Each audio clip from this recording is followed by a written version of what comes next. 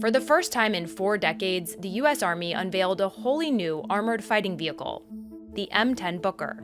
It has a fully traversable turret. It is armed with a 105mm main gun. Some Army officials have called it a new light tank. But many say the mission and protection of the Booker is very different from a tank. Here's how it compares to tanks like the Abrams, which the U.S. is sending to Ukraine, and why the Army has invested more than $1 billion to equip itself with this new vehicle. The Booker looks very similar to the Abrams. Both are fully tracked vehicles with a 4-person crew, 360-degree turret, large caliber main gun, and a commander's independent thermal viewer that allows visibility at night and in multiple directions. But the Booker is just over half the weight of the latest Abrams tank. The battlefield role for the M10 will be to support deployed infantry forces. The Booker basically gives you armor support that you would not have otherwise had. It can carry a wider variety of munitions. It can go places that an up-armored Humvee can't go. Tracked vehicles distribute weight more effectively for better off-road performance, and the Booker's road wheels are even lighter than previous tracked vehicles of a similar size. This allows it to move easily to and around the battlefield, a common choke point for heavier tanks like the Abrams. There will be bridges, for example, that could support a Booker but not support an Abrams. It also means the Booker can be deployed by aircraft relatively easily. Rotate. For the 31 M1A1 Abrams promised to Ukraine, delivery could be one of the biggest challenges. Only one Abrams can fit inside this C-17 Globemaster compared to 2 Bookers. But in order to get a vehicle in this weight class, the Army had to be more strategic about the level of armor. Just look at the turret on the Booker compared to the Abrams.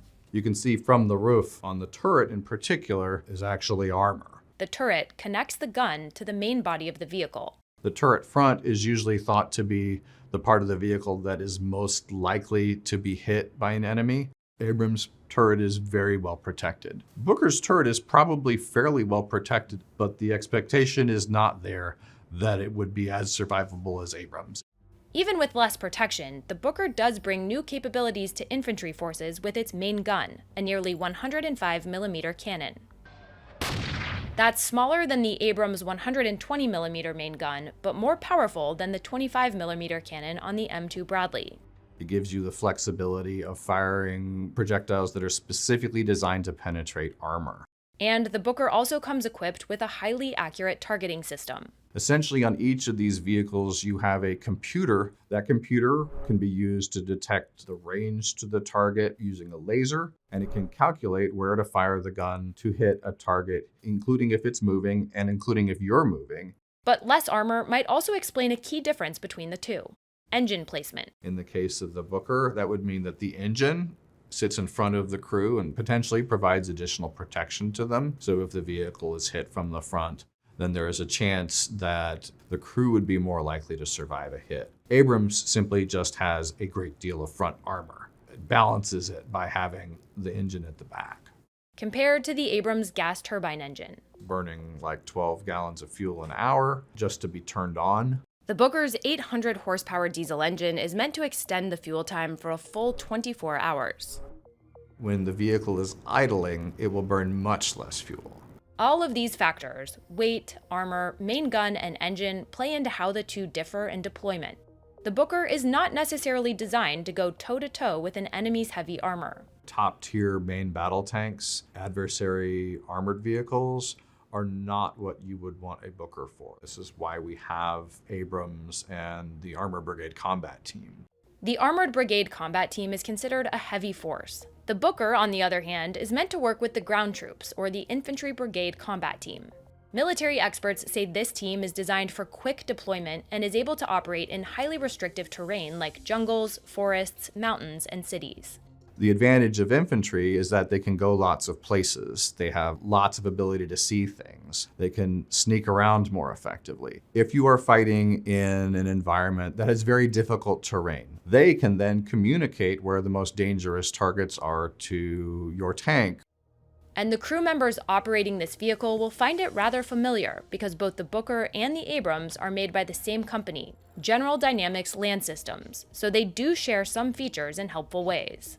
We're told that they have similar controls for the crew members. These shared characteristics will allow for more seamless training. It will be very familiar to tankers who will basically use similar crew drill. And both the Booker and the Abrams have compartmentalized ammunition, which is a design intended to protect the crew if the ammunition explodes. This is what helps these vehicles avoid the jack-in-the-box explosion seen with many Russian tanks during the war in Ukraine, where ammunition stored around the turret exploded, likely killing the crew and causing the turret to fly off. But the arrival of the Booker comes at a time when new challenges have arisen for tanks and combat vehicles alike. Modern armored vehicles can be attacked from literally any direction. Right now in Ukraine, vehicles are worrying about artillery and drones that might attack the top of a vehicle. They have to deal with mines that would attack the bottom of a vehicle. And of course, direct fire threats can come from any direction. The Army grew interested in building a vehicle like the Booker just years after Russia's annexation of Crimea, with experts noting the need for more mobile protected firepower in light of modern Russian warfare. But actually making the Booker a reality hasn't been cheap. Last summer, General Dynamics was contracted for the production and fielding of nearly 100 vehicles in a $1.14 billion deal, before extending the contract to include an additional 26 vehicles and adding another $258 million.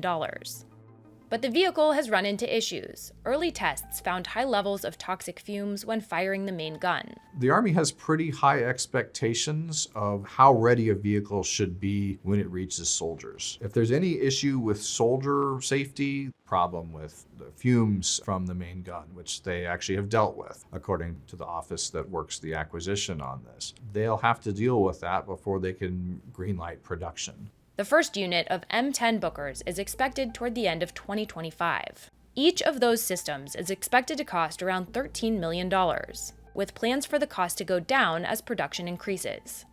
This price doesn't perfectly compare to the estimated $10 million Abrams because, unlike the Abrams, the Booker is a new build. The difference between the newest version of Abrams and the original version of Abrams is night and day.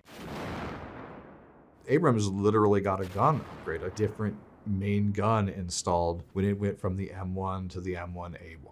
But this first iteration of the Booker fills an important gap in the Army's capabilities and is intended to serve as a long-term solution. When this thing is fielded, there will almost certainly be then subsequent changes. You give a vehicle like this to a bunch of soldiers and they will find ways to break it that you need to fix, and they will find things to improve about it that will then go back up through the Army and ultimately, hopefully turn into a Booker A2 that is a better version.